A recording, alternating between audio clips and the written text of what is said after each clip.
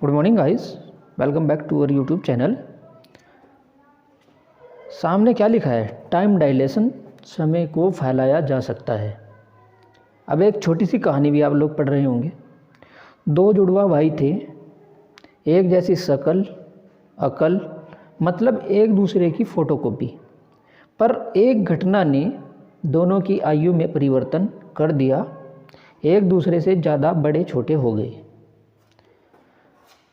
अब क्या ये कोई फिल्म का डायलॉग है या कोई काल्पनिक कहानी है? तो आप लोग सोचेंगे कि शायद ये एक कहानी है। क्या यह रियल लाइफ में पॉसिबल हो सकता है? क्या यह रियल लाइफ में, हमारी वास्तविक जीवन में संभव हो सकता है? अगर मैं कहूँ कि हाँ, हमारी वास्तविक लाइफ में भी, हमारे वास्तविक जीवन में भी यह संभव हो सकता है, तो आप लोग क्या सोचेंगे? क्या मैं मजाक कर रहा हूँ? है ना? मगर मैं मजाक नहीं, मैं बिल्कुल सीरियस कर रहा हूँ। हमारी वास्तविक जीवन में भी ऐसा संभव है। ऐसा हो सकता है कि कोई भी दो जुड़वा भाई हों, वे एक ही समय पर पैदा हुए हों। जुड़वा है तो एक ही समय पर होंगे, उनकी शकल अकल सब कुछ सेम ही होगी, मगर उनकी आयु में भी परिवर्तन किया जा सकता है। तो आइए शुरू करते हैं time dilation. Welcome back to the class. In this lecture, we are discussing about the most important lecture of physics, that is time dilation. इसका मतलब होता है कि एक दूसरे के समय में परिवर्तन, यानी कि समय को भी क्या छोटा बड़ा या फिर फैलाया जा सकता है। क्या वास्तव में समय को भी फैलाया जा सकता है? तो यानी कि समय को भी फैलाया जा सकता है। बात हजम नहीं हो ना? तो आइए समझते हैं टाइम डायलेशन। तो शुरू करने से पहले मैं आपको बता दूं कि इस दुनिया में, इस ब्रह्मांड में कोई भी चीज़ क्या एब्सोल्यूट रेस्ट या एब्सोल्यूट मोशन कुछ भी नहीं होता है। एब्सोल्यूट रेस्ट या एब्सोल्यूट मोशन वाली कोई भी चीज़ नहीं होती है। ऐसी कोई भी वस्तु नहीं है जो कि क्या है, जो कि ना तो बिल्कुल पूरी तरह विराम अवस्था में है और ना ही पूरी तरह गति की अवस्था में है। यह बात सुनने में अटपटी भी लगती है, लेकिन अब हम क्या मान लें, यह तो केवल एक तुलनात्मक रूप होता है। यानी कि पोजीशन, किसी भी चीज़ की जो पोजीशन होती है वो रेस्ट हो या फिर क्या हो मोशन, वो फिक्स नहीं होता है। क्या नहीं होता है? फिक्स। वो केवल किस चीज़ के आधार पर हम गणना करते हैं? तुलनात्मक। यानी कि कोई भी चीज़ फिक्स नहीं होती है। अब आप कहेंगे कि हमारा घर तो एक ही जगह पर खड़ा है, वो फिर फिक्स क्यों नहीं हुआ? वो तो रेस्ट में है। लेकिन ऐसा नहीं है, वो केवल हमारे रेस्पेक्ट में रेस्ट में है, लेकिन इस दुनिया के रेस्पेक्ट में वो रेस्ट में नहीं है। आइए बात करते हैं। देखिए, सबसे पहले अगर हम बात करें अपनी खुद की, हम किसकी बात करें? अपनी।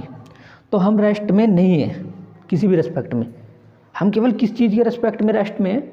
हम केवल, अगर मैं घर की बात करूं, घर किसकी तुलना में रेस्ट में है? पृथ्वी की। पृथ्वी की तुलना में क्या है? रेस्ट। अब सपोज कीजिए ये क्या है? हमारी पृथ्वी, और ये क्या है? हमारा सन। सन है और ये अर्थ है। अब ये भी इसके चक्कर लगा रही है। हमारी पृथ्वी सूरज के चक्कर लगा रही है। अब ये आपका इस पर घर खड़ा है, ये इस पर आपका घर खड़ा है। पृथ्वी की तुलना में तो ये रेस्ट में है। पृथ्वी की तुलना में ये रेस्ट में है। लेकिन अगर कोई व्यक्ति सूरज पर खड़ा होकर देखे इस घर को, और ये क्या कर रहा है? चक्कर लगा रहा है सूरज के, तो यानी कि आपका घर भी मोशन में है। किसकी तुलना में? सन की। और अगर मैं इस घर की बात करूं, किसकी? इस घर की बात करूं, तो ये क्या है? सूरज की तुलना में। किसकी? सन की तुलना में। तो ये क्या है? मोशन में। ये किस चीज़ में है? घर। यानी कि अगर मैं घर की बात करूं, घर तो एक ही है। घर को अगर मैं पृथ्वी की तुलना में बात करूं तो वह स्थिर खड़ा है।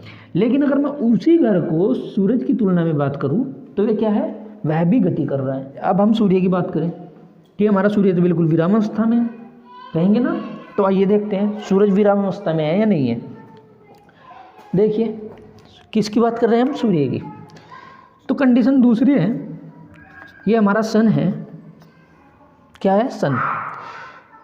सन को अगर हम सन पर रहकर देखें तो वो क्या है, सन को अगर हम सन पर रहकर देखें तो वो क्या है, विरामावस्था में, यानी कि वो क्या है, रेस्ट में है ना। लेकिन हमारा जो सूर्य है वो भी हमारी मिल्की वे गैलेक्सी के चारों ओर चक्कर लगा रहा है, यानी कि हमारा सूर्य भी हमारी मिल्की वे गैलेक्सी के चारों ओर चक्कर लगा रहा है। तो इस तुलना इस बात से क्या सिद्ध होता है कि हमारा सूर्य भी विरामावस्था में नहीं है।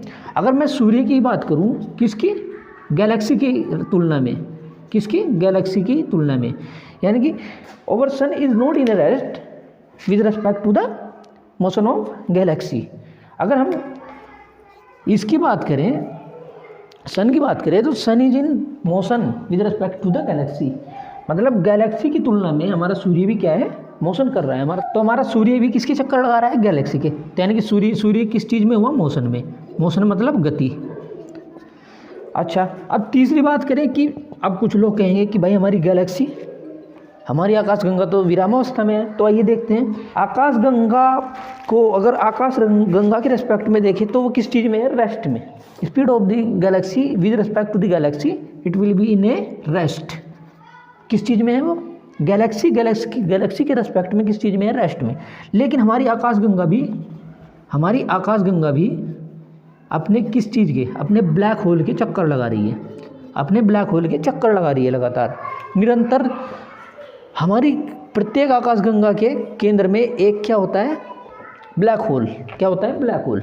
अब आकाशगंगा भी अपने ब्लैक होल की क्या कर रही है, चक्कर लगाती रहती है, जो कि इसको क्या करता है, इसको पूरा ग्रेविटेशन प्रदान करता है ताकि ये हमारी गैलेक्सी दूर नहीं भागे। तो अगर मैं गैलेक्सी को अगर इस ब्लैक होल की तुलना में बात करूं, हमारी जो गैलेक्सी है, अगर मैं इसके बारे में बात करूं, इसके रिस्पेक्ट में बात करूं, इसकी तुलना में बात करूं ब्लैक होल की, तो हमारी गैलेक्सी भी किस चीज़ में है, मोशन में।